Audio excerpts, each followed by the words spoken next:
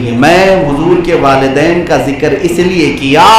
کہ الحمدللہ ہر 12ویں شریف کو ہمارا یہ معمول بھی ہے کہ میں صرف حضور کے والدین ہی کی نہیں، آدم علیہ السلام سے لے کر بی بی آمنہ تک کے شجرے کو پڑھتا ہوں۔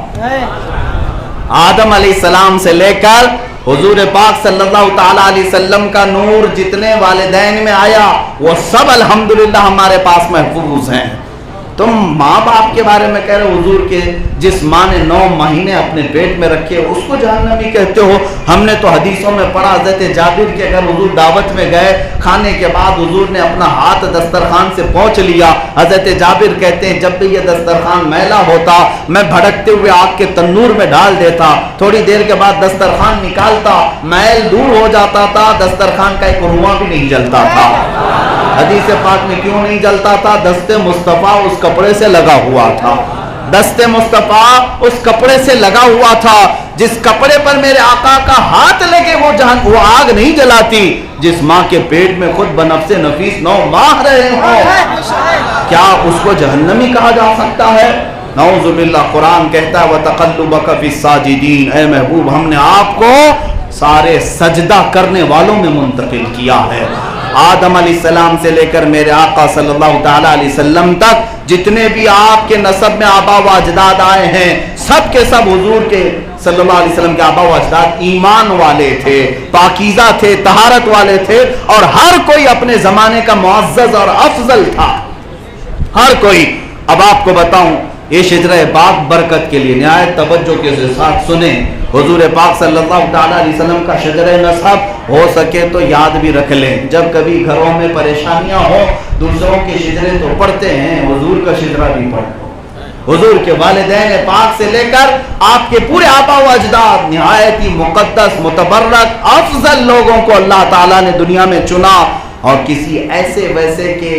پیٹ میں یا ان کی پیشانی میں اپنے حبیب کے نور کو نہیں رکھا۔ جو اللہ کی وحدانیت کا قائل تھا اسی کی پیشانی میں اللہ نے اپنے حبیب کے نور کو بھی رکھا۔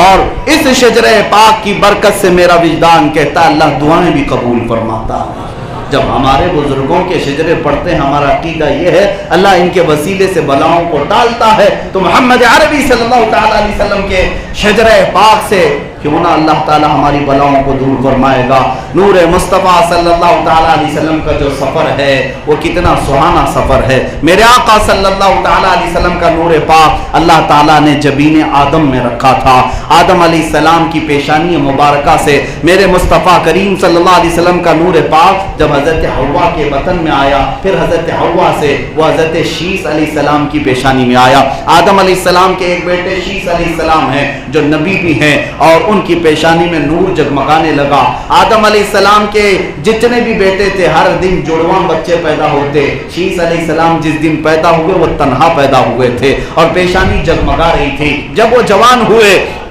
آدم علیہ الصلوۃ والتسلیم نے انہیں وصیت فرمائی، کہا بیٹا تیرے پیشانی میں ایک امانت والا نور ہے، تو جب نکاح کرے گا نہایت پاکیزہ خاتون سے نکاح کرے گا، اور پاکیزہ خاتون سے نکاح کروایا۔ آدم علیہ السلام نے ذمہ داری کے ساتھ، کیونکہ اس امانت کی حفاظت بھی کرنی ہے، شیس علیہ السلام کی پیشانی مبارکہ میں وہ نور چمکتا رہا۔ پھر جب آپ نے نکاح کیا اور اس کے بعد اولاد کا سلسلہ جاری ہوا، اب شجرہ پاک آگے بڑھتا ہے نور مصطفیٰ کا، نور محمد کا، حضرت شیس علیہ السلام سے منتقل ہو کر کے وہ نور یانش میں آیا، یانش سے قینن میں آیا، قینن سے محلیل میں آیا، محلیل سے یرد میں آیا، یرد سے ادریس علیہ السلام میں آیا، ادریس علیہ السلام سے متوشلق میں آیا، متوشلق سے لامک میں آیا، لامک سے حضرت نوح علیہ السلام کی پیشانی میں آیا، حضرت نوح علیہ السلام کی پیشانی سے سام میں آیا، سام سے ارفخشد میں آیا، ارفخشد سے شالق میں آیا، شالق سے عیبر میں آیا، عیبر سے فالق میں آیا، فالق سے راعو میں آیا،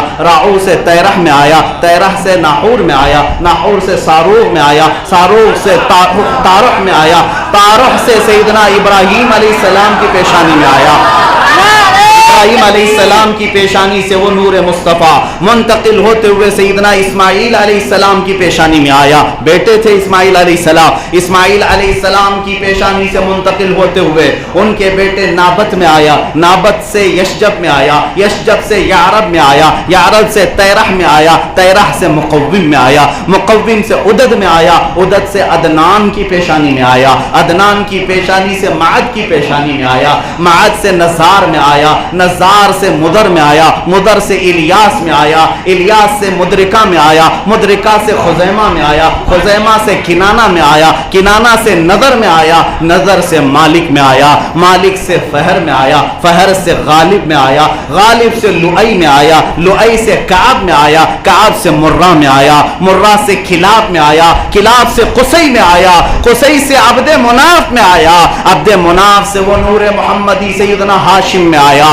سیدنا ہاشم سے منتقل ہو کر سیدنا عبد المطلب میں آیا, سیدنا عبد المطلب سے منتقل ہو کر سیدنا عبداللہ میں آیا, حضرت عبداللہ سے منتقل ہو کر بطن آمنہ میں آیا, اور بطن آمنہ سے 12 ربیع الاول کو دنیا میں آیا.